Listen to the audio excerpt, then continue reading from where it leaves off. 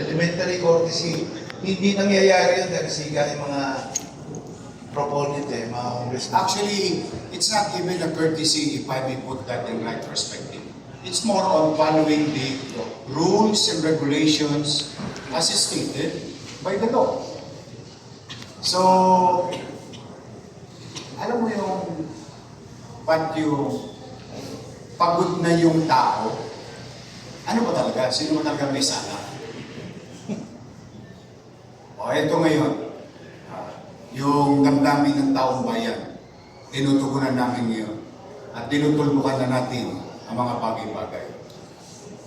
Ito ay umpisa ng mahabang journey o local government unit going after to the contractors without seeking necessary permit and complying with rules and regulations. Because Manila is not a unique city.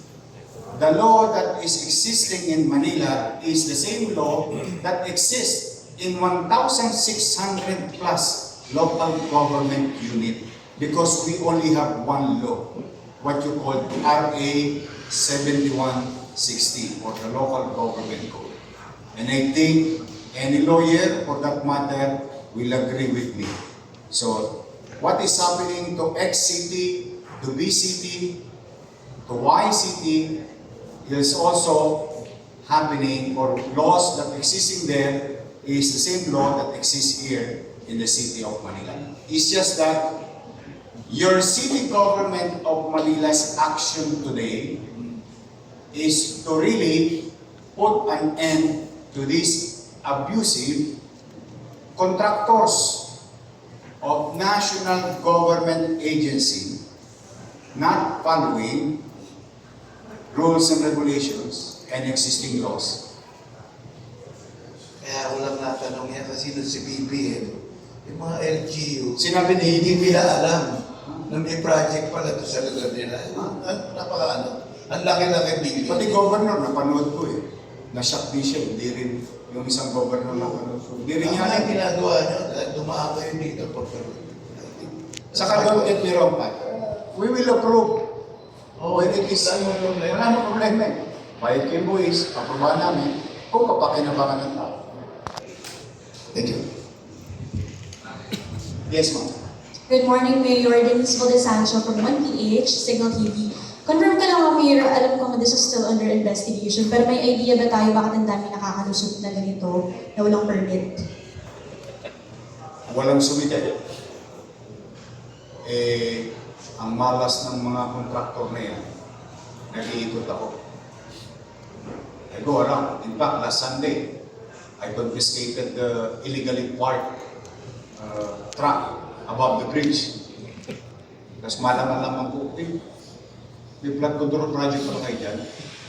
Natapon yung It was posted in that they said, I think, Monday yata. Monday.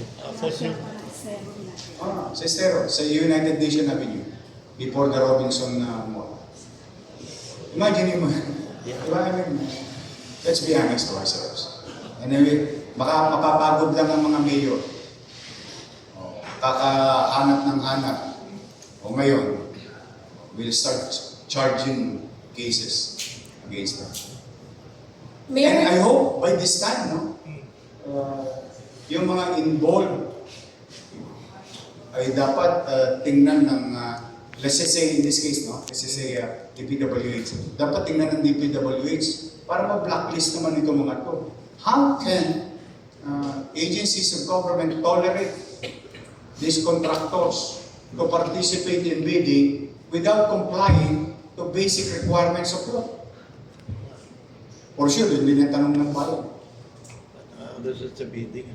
Mayor, related naman sa Sunog Apog, kamusta na po yung ongoing project? Sira pa rin.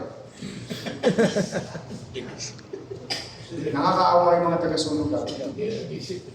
And it costs the city, not only the city, the people of this country cost the taxpayers money, it's about mga 700 million na. on a less than 500 square meter facility. Shangri-La yata tinayo doon. Sir, sorry, just going back, follow up from TV5. Sir, you mentioned kanina dun sa mga per district na flood control project. So District 3, if I got it right, 4.3 billion.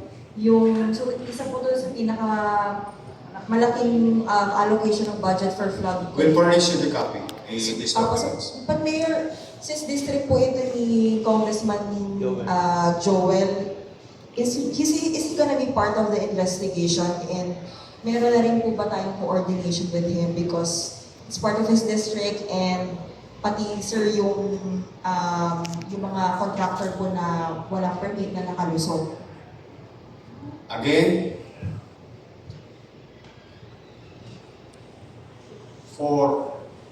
once and for all, this is the right due course as per suggested by our city legal officer, Attorney Luz. Go after those directly violated, then later on we'll see if there is somebody else who are involved. Kumbaga sa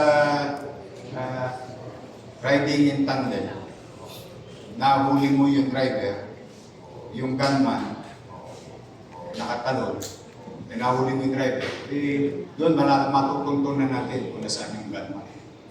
Sort of saying, metaphorically speaking, this is the right course. We've been discussing all these things so that no politics will be involved kasi ayoko rin i-pollute yung damdamin ng taong bayan.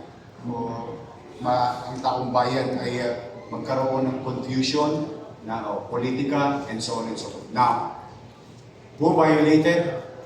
Clear violation, blatant violation, and blatant disregard of the law, rules and regulation should be subject to criminal and civil charges. In this case, yung mga kontrakto.